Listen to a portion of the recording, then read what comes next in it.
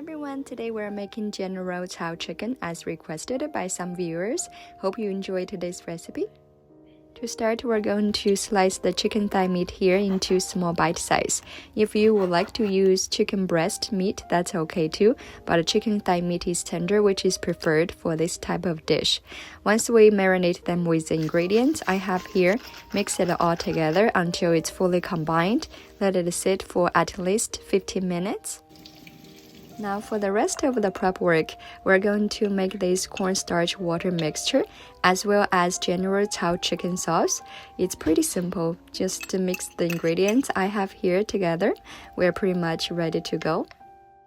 To deep fry the chicken, heat up some oil to the right temperature.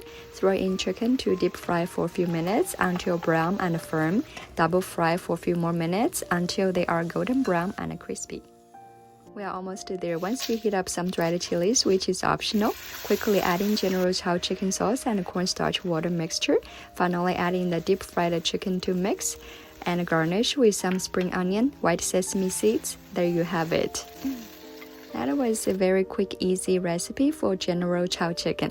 Hope you enjoyed today's video. The full recipe is in my bio link. Please try it out. Thank you for watching. Bye-bye.